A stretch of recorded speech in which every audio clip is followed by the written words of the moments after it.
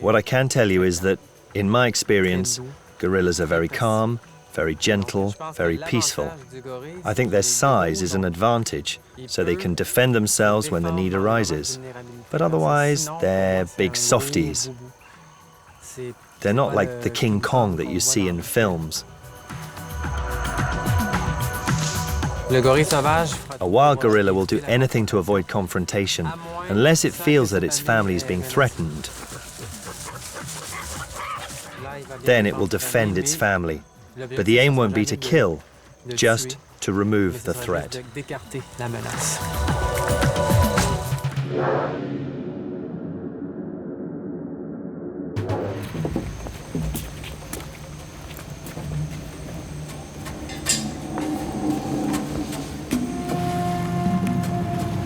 Nicholas Bachand knows gorillas well. Since 2007, he's been in charge of a rehabilitation centre and provides veterinary aftercare for gorillas that are victims of poaching. It is in Gabon that this Québécois follows his childhood dream. My father told me that at the age of 4, I just came in one morning and said that one day I'd be an animal doctor. Obviously, I didn't know about veterinary medicine at that time, but I was already certain that eventually I'd become an animal doctor. In Gabon, hunting of certain primates is legal and widely practised. Although totally protected by law, adult gorillas are still too often killed by poachers, who leave behind orphan babies. The Fernan-Vaz Gorilla Project, which Nicholas Bachand works for, pursues two aims: to give shelter to surviving gorillas and to return them to the wild when possible. In the west of Gabon, the sanctuary on the island of Evengue houses gorillas that won't be able to be released as they don't have the skills required to survive in the jungle. That's the case of this western lowland gorilla, weighing over 180 kilograms, which now lives in semi-liberty in the sanctuary. I've been working with Mbeke for nearly 4 years. At first I thought he was a very aggressive gorilla. I remember I spent my first week in Gabon, here at the enclosure, observing him. He was a gorilla who walked around a lot, out of wariness. And now, to see him sitting quietly like this, you can tell he knows we're not going to disturb his day too much. We're going to respect his space.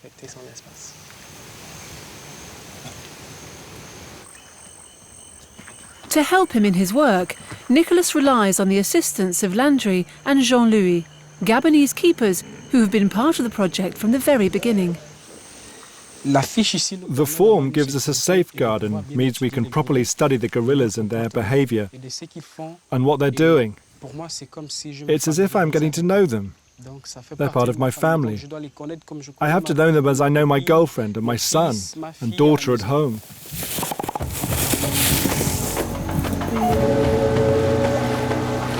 The Fernan-Vaz Gorilla Project also aims to release some gorillas back into the wild once they've acquired the skills necessary for survival. Close to the sanctuary on the island of Evengue is Orike Island, which is used as a transition and training centre for 6 young orphan gorillas.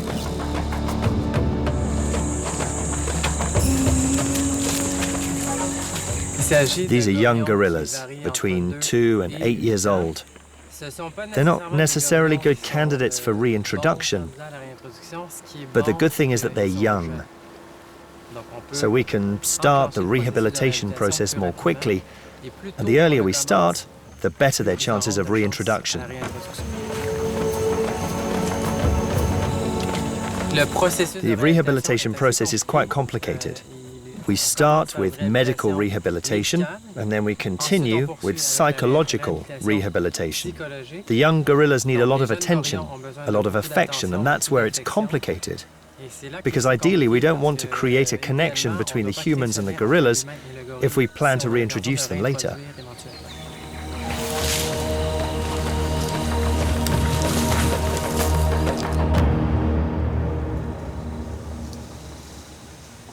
The reintroduction of gorillas into the wild is a big challenge. As the young orphans didn't have the opportunity to learn from their mother, it falls to Nicholas and the keepers to teach them the rudimentary basics. A gorilla spends 40 to 50% of the day eating. That's because the food they eat, they're strict herbivores, is vegetation which has very little energy. So they have to eat a lot of it.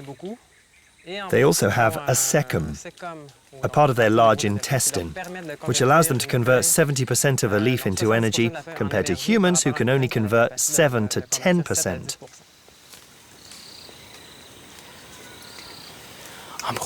In the bush, when they're learning what to eat, the parents eat a leaf, and then to identify the leaf, they'll come up very close to smell, so they know what it is exactly.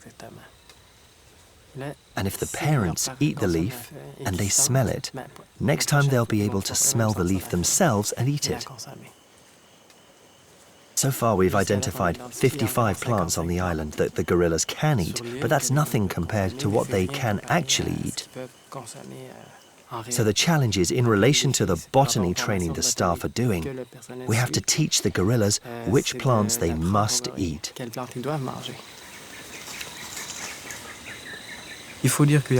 There are plants that can't be eaten by humans. They're very poisonous for us. But they can eat them with no problem. When you pick up the fruit, you pretend to eat it. It's very easy to trick them. Once they see you eating, they say, "It's good, it's edible." Once the rudimentary basics have been acquired, the keepers must gradually draw back and teach the gorillas to avoid contact with humans. Our aim in this project is to start to reduce this contact. If there's too much contact, that's bad. So we must start to keep our distance from them.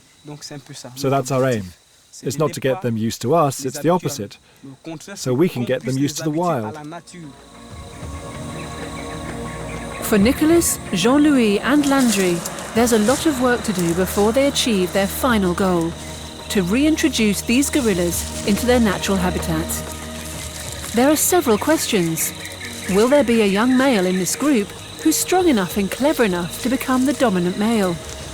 And above all, will the young gorillas learn the skills necessary for their survival quickly enough?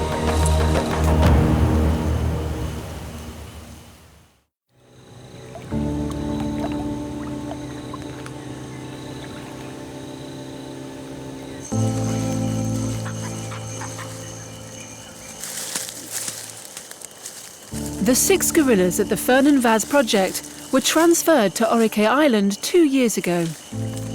At first, Nicholas supplied 90% of their food. Recently, he's reduced this input to 70%, which forces the young gorillas to provide for themselves. This is a crucial stage in the rehabilitation process. In order to better understand the gorillas' progress, Nicholas has decided to go and observe the group without their knowledge, using a hidden camera. It will also be a chance for the film crew to get some footage of the gorillas in their transition environment. This morning I asked Donald, who's one of the keepers working with the orphans today, to prepare a place so that we can go to the island tomorrow. Knowing that these are gorillas that we're preparing for reintroduction, it's very important that they don't get used to a human presence. So that's the challenge tomorrow morning. So we've developed a strategy whereby we can view the gorillas without them knowing that we're there.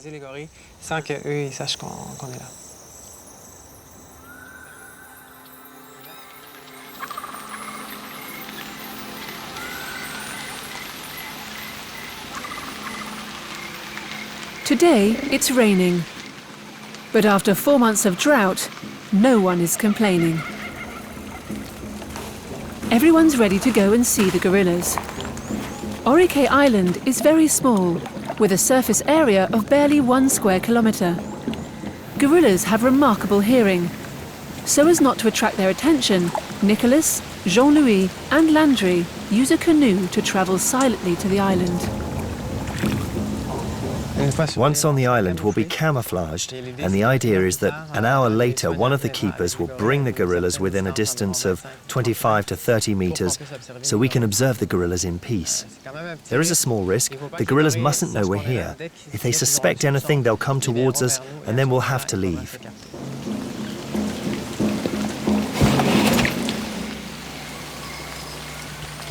We're now on Orike Island. This is where the two keepers sleep at night. The supervision is really 24 hours a day, 7 days a week. So now we'll get ready to go to our site where the gorillas will meet us without knowing. Make sure the life jackets are safe.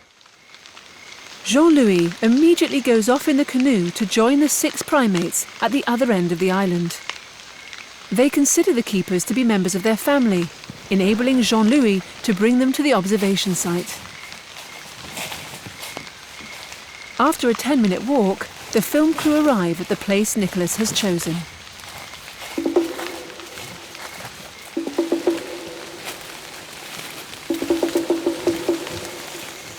This is a good place because it's a bit open.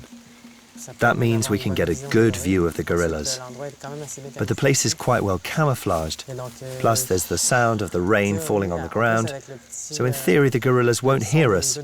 So that's perfect.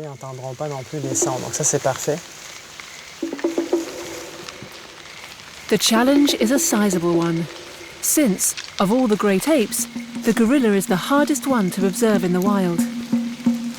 Nicholas supervises operations in order to maximise the chances of success. He also has to plan a way out for the crew, in case of a confrontation with the gorillas. If the gorillas discover you're here, our priority is to prevent the gorillas coming towards you. So we'll go quickly to where we were, and your priority is the camera, and you go down there as fast as possible.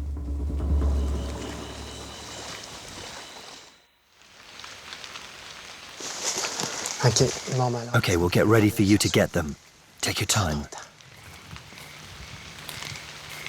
The moment of the long-awaited encounter is approaching. To be sure Nicholas and the film crew aren't surprised by the primates in their final preparations, Landry goes to meet them.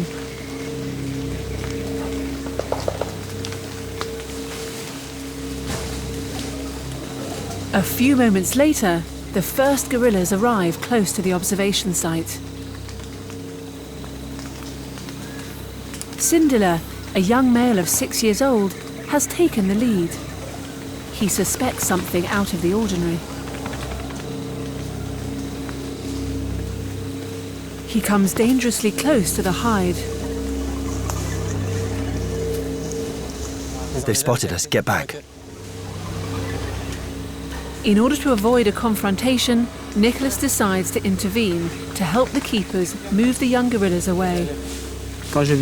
When I saw Nicholas get up and signal to us, I could see right away that the gorilla had spotted the place, and when I saw him coming over here, I had to intervene at once.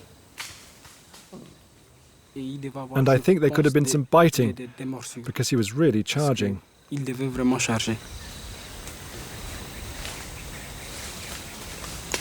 Normally, gorillas never walk deliberately in a specific direction. They go this way and that way, but he was going in a specific direction. We knew there was a place here, so it was obvious with the direction he was taking and the direction of the camouflage that he was coming this way. But still, we have to say it turned out well, but the hide is done for. If we come back here tomorrow or this afternoon, the first thing he'll do is go behind to check whether there's something there.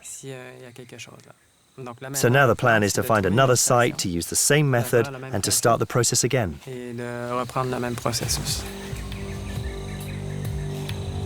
Before returning to their base camp, Jean-Louis and Nicholas go to visit the place where the new hide will be, in order to make sure it offers the best chances of success. So, thinking of the distance, the fact that there's a good view, the fact that it's close to the water, and the fact that it's well camouflaged. It's quite good. Right. Excellent. Good work. All that remains is to wait till the next day. Nicholas is wondering whether this new approach strategy will work as planned.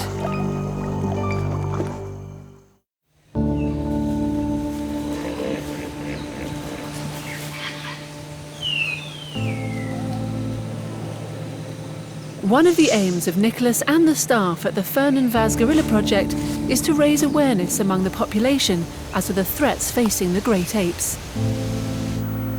To date, Nicholas's team has met over 800 schoolchildren who have learnt about the behaviour and habitat of the primates. What interested me most was the bushmeat phenomenon, and I felt I could play a practical role, particularly as a veterinary surgeon.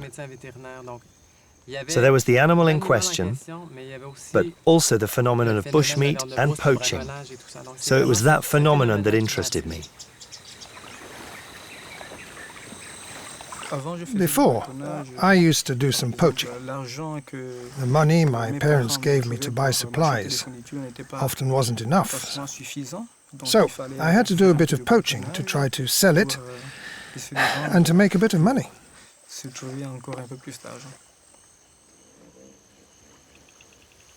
One always thinks of a poacher as a bad guy, but we have to realize that a poacher is a human being like us, like me, who needs to survive, who needs to feed his child, who needs to get medicine for his child.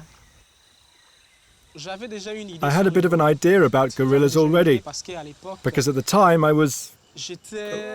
did a bit of poaching, so I knew the terrain, I knew a bit about most of the animals I've come to know in the project. So I knew about the gorillas, but I didn't have the physical contact I do now. Landry joined the team at the Fernan-Vaz Gorilla Project in 2005. In addition to his work as a keeper, he's responsible for food supplies. Twice a week he goes to the village of Rondot, located about 10 minutes by boat from the island of Evengue.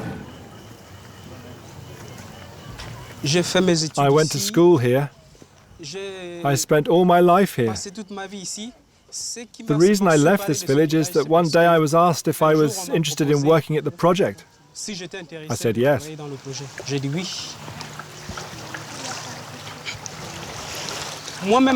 Basically, I know why I accepted. I accepted because I had changed. I was acting against nature. It's true, I was doing it out of need to be able to buy my school things. One day I stopped because someone asked me and I said, it's a good idea because the forest is for us. If I've been lucky enough to see the forest today, I must give that chance to future generations as well. L'Ambricia, mon bébé. Eh, l'Ambricia, mon bébé. Oh, oh, l'Ambricia, moi n'aime mieux. L'Ambricia, moi n'aime mieux. After the exciting first approach, Nicholas and Landry go to Oricay Island for another observation attempt. Even though the new hide offers better conditions for outwitting the young gorillas, a nagging doubt remains in Nicholas's mind. In terms of time, I have just 40 minutes. It's really very tight. Before being released into the bush, it's absolutely vital that there's a dominant male in the group, because he will ensure their safety in the event of danger. Since the young gorillas have been at liberty on the island, Sindilla has stood out. Today, for example, if we hold out a banana to Sindilla, he'll still take the banana from our hand. That's because they're not yet very independent of us. But the day we hold out a banana to Sindilla, he refuses it, and we have to put it on the ground. That's when we'll be able to start thinking about releasing them.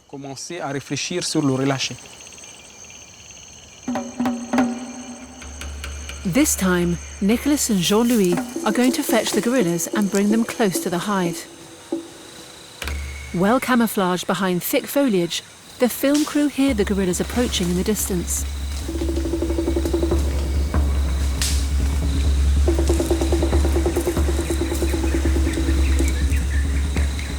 After a wait of a few minutes, Sindila arrives and goes straight towards the hide. We honestly took our time coming here. We got into position, and I'm sure that Sindila instinctively saw the same setup as yesterday, with an area of dense foliage, and he said to himself, "I'm going to see what that is."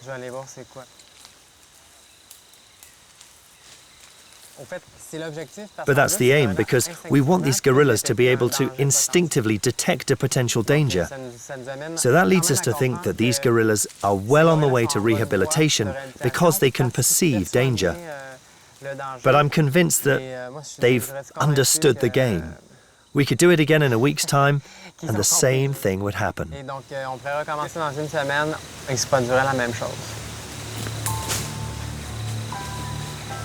Since they were transferred to Orike Island, the young gorillas have taken major steps towards autonomy.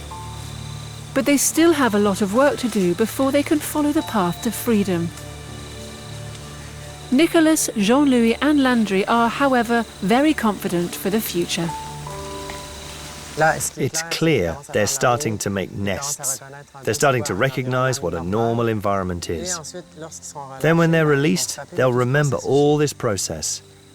And actually, this is what determines the duration of the rehabilitation, because they have to acquire so many survival tools, as we call them, to be able to survive in the end. I think they need at least another 2 or 3 years, so that their group is more harmonious, so that they're stronger than they are now, and so that as soon as they're released, we can feel that they're capable of making it on their own. d'y arriver tout seul.